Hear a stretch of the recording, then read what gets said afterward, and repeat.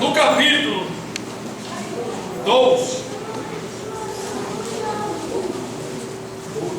no versículo 43, o Senhor disse naquela época algo muito maravilhoso sobre esses últimos dias, dizendo ele: e quando o espírito imundo tem saído do homem, anda por lugares áridos, buscando repouso, e não o encontra.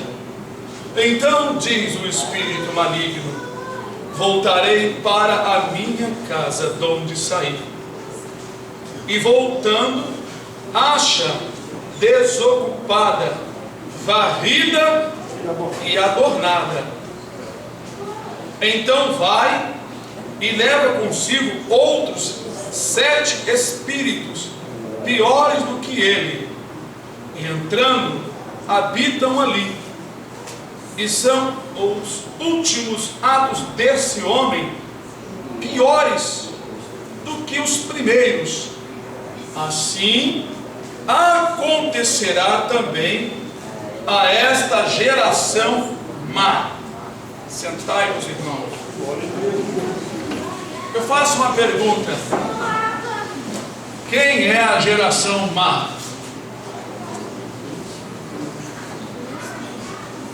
São todos os que rejeitam a palavra do Senhor. Jesus não estava falando da geração daquele século do templo, ele estava falando de uma geração adúltera, pecaminosa, homens maus que prosseguem no mal. É considerada uma geração contínua, desde a criação até o final.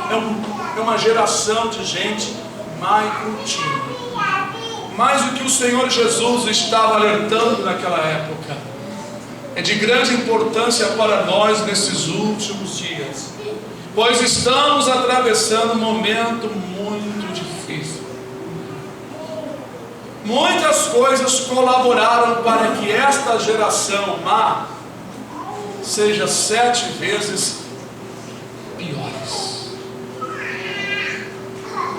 Nós vamos observar, estudando as Escrituras, o que o Espírito tem falado à Igreja Santa na terra. O que tem feito com que essas pessoas se tornem 7 vezes piores. 7 vezes piores. A Escritura usou aqui 7 espíritos. Jesus usou a palavra 7, conferindo com o período dos últimos dias.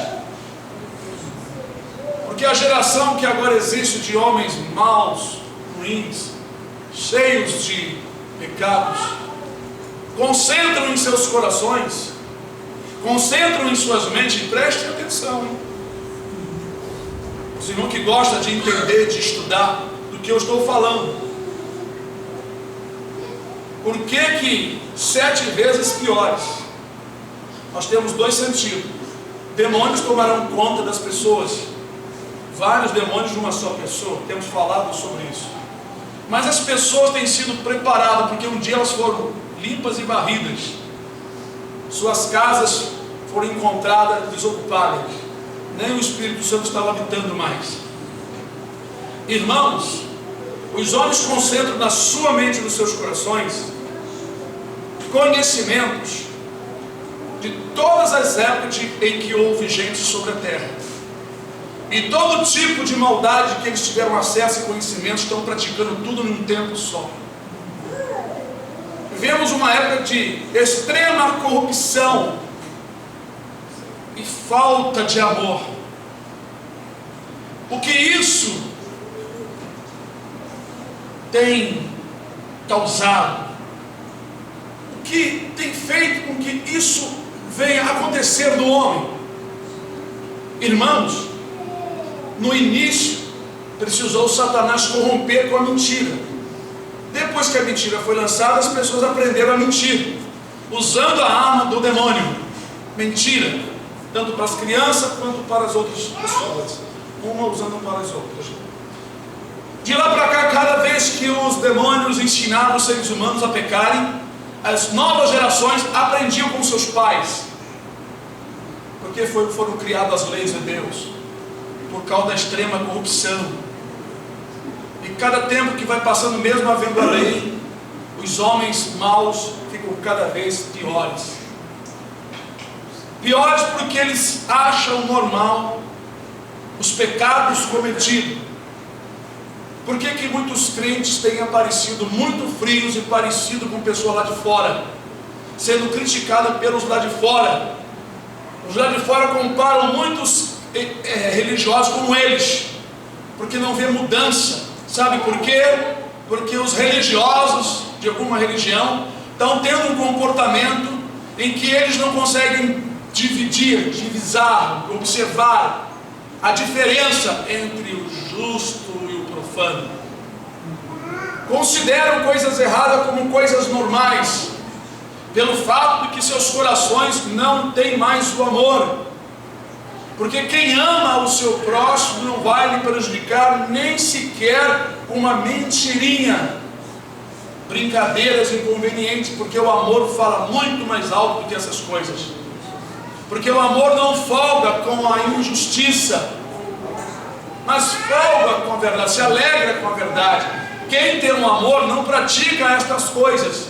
Pessoas que amam a Deus e faz parte de uma religião, mas fazem coisas terríveis, coisas que é feita lá fora, e praticam escondidos no meio da religião. A religião é como uma capa, muitas vezes serve de fachada para esconder indivíduos que não se convertem, e os líderes, por querer o dinheiro desses indivíduos, os mantêm no pecado e não os exortam, porque não querem perdê-lo de vista, porque dá lucro aos seus bolsos.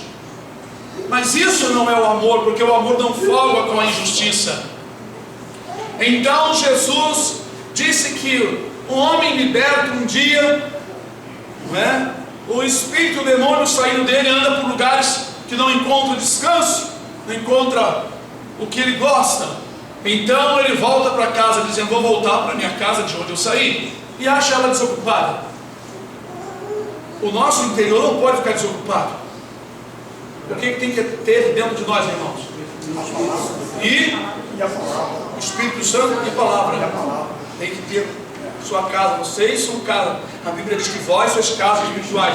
Vós sois o templo do Deus vivente. Vós sois o templo do Espírito Santo. Então no nosso coração não pode ter coisas que pertençam ao inimigo. Nós temos que estar sempre repreendendo quando vem pensamentos ruins. Repreende, porque às vezes não é você que está pensando, são pensamentos que estão vindo na tua mente. Não concorde com eles, não converse na roda do escarnecedor.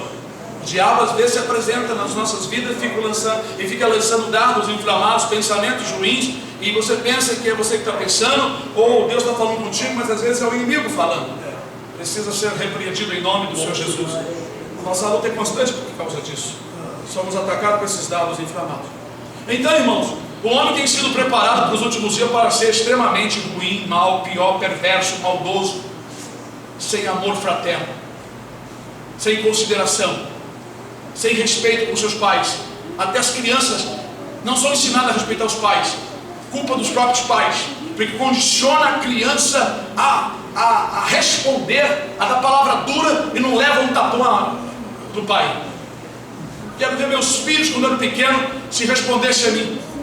Era na hora. Não tinha esse negócio: não faça isso, meu filho. Não tinha esse negócio não, já tinha falado 2, 3, 4, 10 vezes. Agora é a hora do chicote no corpo.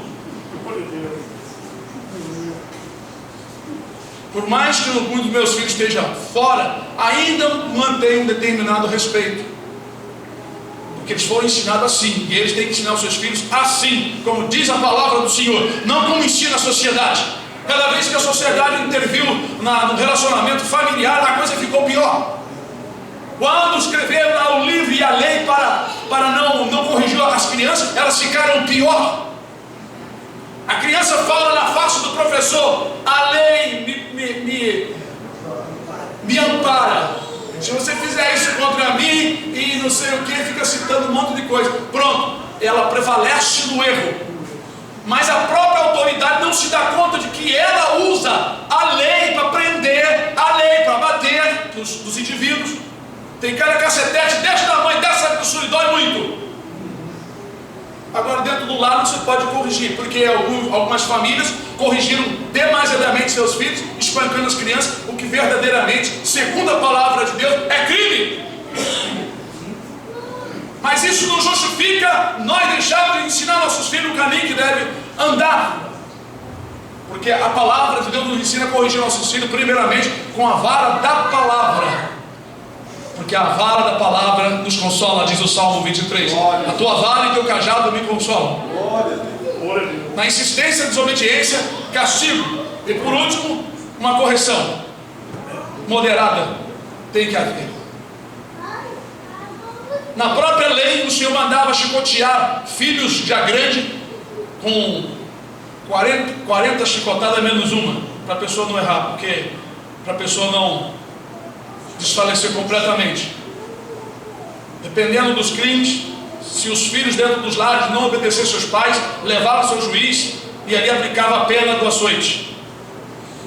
E se blasfemasse de Deus ou falasse qualquer coisa contra o Senhor, era morto apedrejado.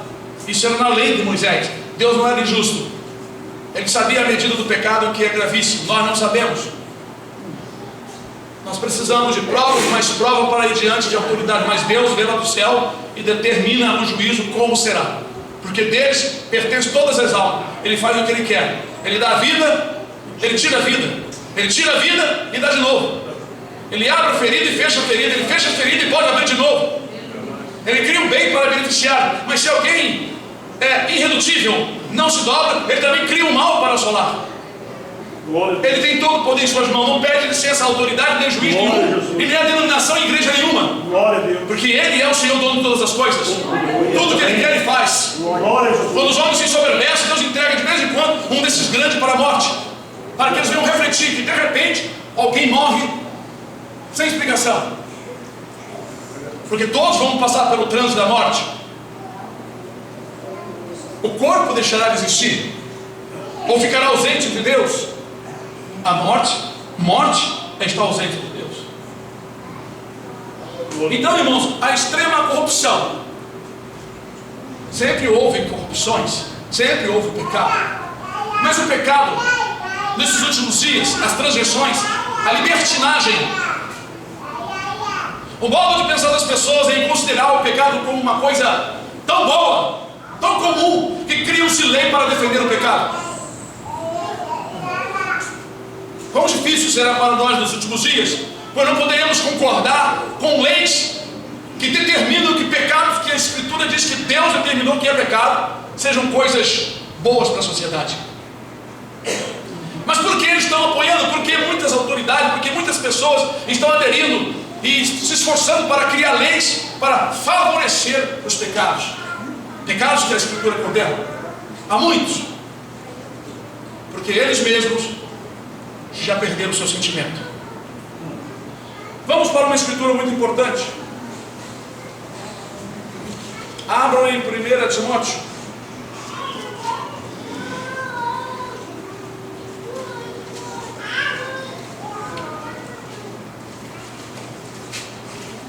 Nós temos examinado as escrituras e o Senhor tem falado conosco tremendamente. Eu vou ler uma escritura em 1 Timóteo, depois eu vou para 2 Timóteo. 1 Timóteo capítulo 4. Nós estamos falando de últimos dias. Jesus falou que assim será, o último estado, assim será esta geração de homens maus nos últimos dias. Agora escutem e leiam. Mas o Espírito Santo expressamente diz que nos últimos tempos apostatarão alguns da fé, dando ouvido a espíritos, aqui é espíritos malignos do demônio, espíritos enganadores, e a doutrinas de demônios, pela falsidade de homens que falam mentiras, tendo cauterizado a sua própria consciência. Eu não vou falar do outro, mas eu quero falar sobre o que o Espírito tem falado sobre os últimos dias. Irmãos, os espíritos enganadores, infiltrando doutrinas demoníacas,